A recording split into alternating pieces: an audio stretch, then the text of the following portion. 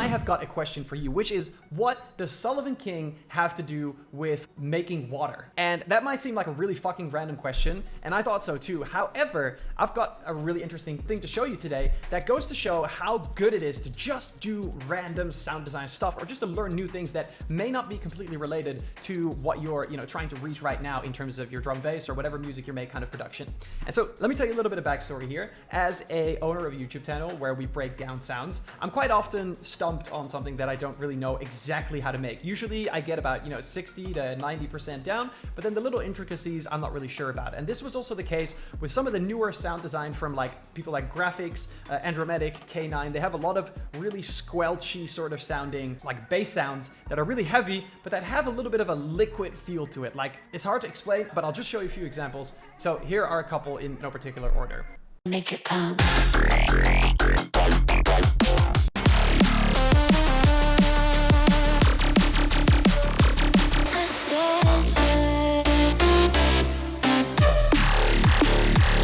Alright, so I figured, okay, I know most of how to make this, but I want it to sound more like liquid, more wet or something. That's kind of like how it feels to me. So I figured, let me just go and learn how to make water with a synth, which first of all, you can just do that. I mean, it's not entirely accurate. Water is a very natural substance, so it's a bit difficult to get it to kind of sound completely the same, but you can get very, very close in various different ways. And one of the ones that I found has to do with how to sort of make like a water droplet sound.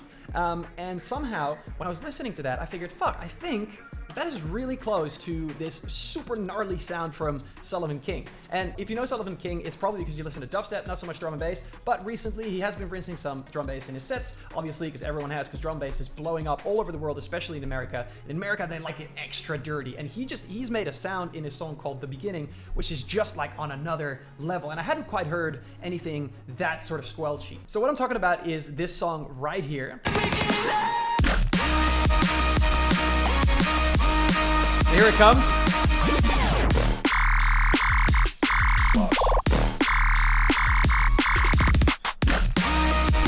So first of all, absolutely massive song. If you haven't checked that out, it's called The Beginning by Sullivan King, and it's super awesome. But let me try and talk some sense into what I'm talking about with this whole water and Sullivan King sound thing. So we're gonna go into Ableton, and I'm just gonna go and show you how to make something that sounds like water, and then how to turn it into a lead. Because basically the original sound, it sounds like this.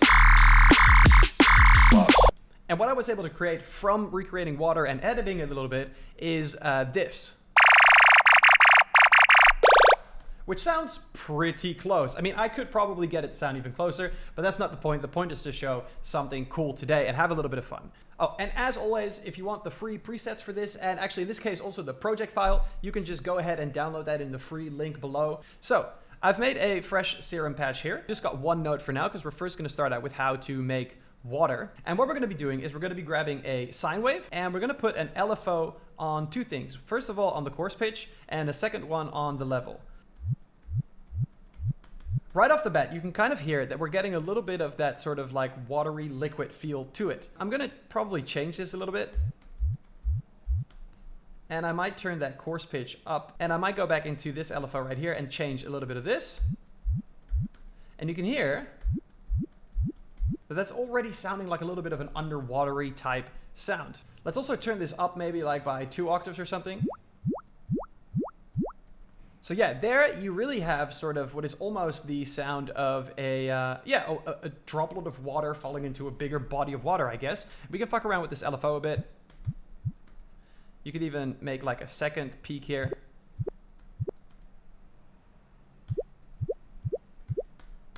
Now this sounds pretty damn bubbly to me, and you can do all kinds of things with that. You can change this coarse pitch.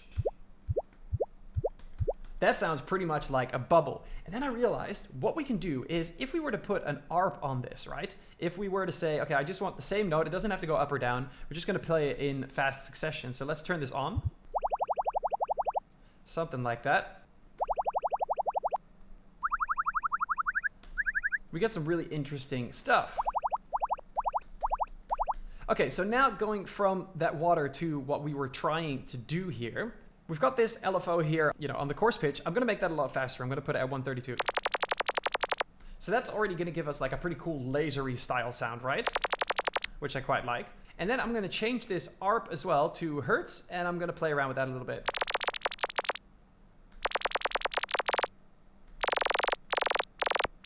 So now we're already getting pretty close. I think I'm going to put it at around 40. Great. And then for the LFO that was controlling the volume, this was causing really like that water dropley sort of sound, like going in and going back out. That's why there's 2 peaks. But actually, I'm going to put this one maybe on like 1/8. And I really I don't really need this. I just kind of want it to be, you know, pretty standard, something like this. Just something that goes down. So that sounds pretty cool. We're already actually, you know, quite close. Now, right now, because we were playing around with it, that chorus pitch is on about 40%. I'm gonna dial that back to about 20%. And maybe turn this down an octave.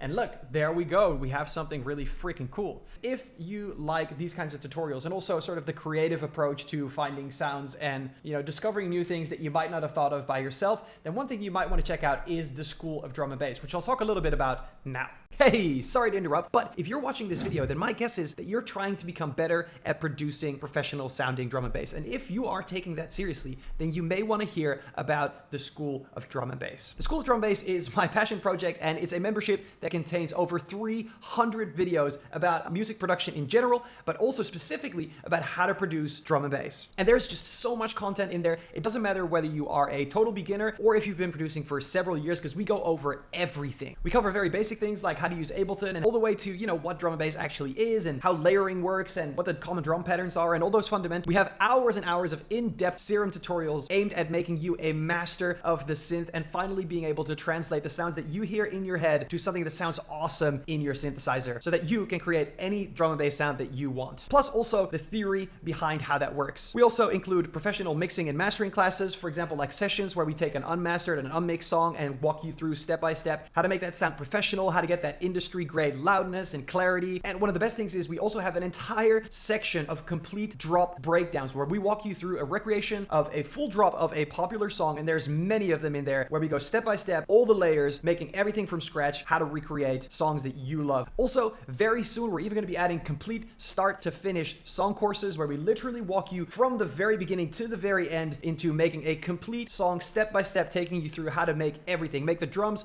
make all the layers, everything from scratch, and teaching you so many things you would have never found on YouTube. Actually add new videos every single week. Things like in-depth tutorials on super creative sound design, arrangement exercises, breaking down like the secrets of hot artists right now and what we can learn from them and what we can take away. Honestly, the School of Drum and Bass right now is probably the biggest, but definitely the most comprehensive drum and bass production learning resource out there on the internet today. And the best part is that right now we have a super special deal. The first 7 days you can join for just £1 British pound. So if that sounds like you and you may want to check that out, then go to the link in the description down here, or simply go to howtodrumandbass.com and make today the first day of your journey towards becoming a professional drum and bass producer. All right, now without further ado, let's move on with the rest of this video. So let's head over into the effects now and give that a bit of distortion, just mostly to make it louder, but also to maybe temper a little bit of those really sort of harsh highs in there. So I'm just going to turn this all the way up. But I actually don't really want to distort those lows. I actually want to go, I'm going to do post, so that means it filters it after the distortion has been done. And we're going to do something like this. Perfect. Then let's grab an equalizer so we can make this a little bit louder for a particular set of frequencies. We're going to use a shelf EQ, so this one right here. Up that gain. Oh, that's really fucking aggressive. That is fucked. I put a compressor on there. Probably going to pick a OTT here, so get some control over, you know, all of this. Probably put this on 12, put this on 12 as well, something like that. We actually really don't need any of those lows, so you can do with that whatever you want. As a matter of fact, I think what we should do is we should filter them out. But first, because this is clipping now a little bit, I'm going to put another compressor on here, a limiter, so that it doesn't do that. We're going to put the safety limiter on there. And you can hear now, it's just a little bit smoother, but we're going to turn this gain up here. Perfect. I probably want to turn this down by maybe, or, you know, maybe up. Well, we can actually use this to determine that timbre of that sound, right? And then let's add a filter to, you know, take out the lows here, because we're going to be putting a sub under here. There we go. Nice and high and ugh, yeah, fuck me. And then another thing that we could do actually to sort of kind of change the sound, this is not entirely necessary, but something I always like to do when you're making sort of those like jump uppy, or I don't even know what category this falls into, those kinds of sounds, is get a filter and just see what you can achieve with something stupid like, you know, like a Combs filter or maybe like a reverb filter. You could play around with that cutoff. But this sounds pretty good to me. Or maybe even, you know, maybe even something like that. Going to be pretty interesting. Also takes away a little bit of that harshness of the highs because you have some, you know, a little bit of dips here in that filter. All right, perfect. And now we can just do like a minimal amount of post-processing. We can add a little bit of reverb on top of that. Too much is going to make it sound a bit messy, but something like that is probably pretty good. I'm going to place a limiter, of course, after it because that's smart to do with anything right there. And maybe we're going to clip this sound as well because it could use a little bit of distortion. That might be nice. Maybe let's soften that a little bit so that it's not a hard clip. Something like that probably works pretty well. And then to further sort of layer the sound, what we could use is, if you don't have this, don't worry, this is a paid plugin, but we could use some shaper box, which is essentially, you can download free versions of both of the things I'm going to do now, but we can add some targeted drive. So, you know, this is just going to take a band. Let's change this to 24 decibels. And essentially that's just going to distort some area that we pick here. So let's put that up. Let's maybe put it on something crazy like a skew fold. Or maybe the triangle fold sounds better. And maybe 65% is a bit much.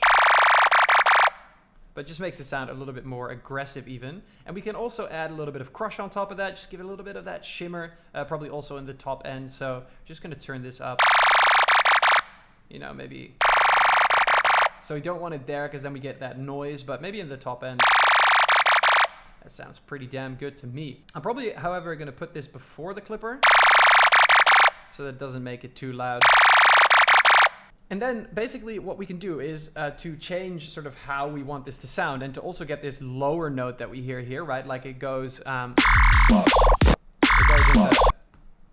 this. That's not actually a separate patch. It's literally just this one, but then some of the chorus pitch has been changed a little bit, so we can do some of that as well. We could actually like bring this down by maybe an octave. And we can go into this LFO here and make this slower. Which is definitely going to drastically affect the sound. Maybe do something like this. You know, we could change a lot. We could even do something like this. That's going to pretty much change the sound a lot. And of course this chorus pitch right here, which also matters quite a lot.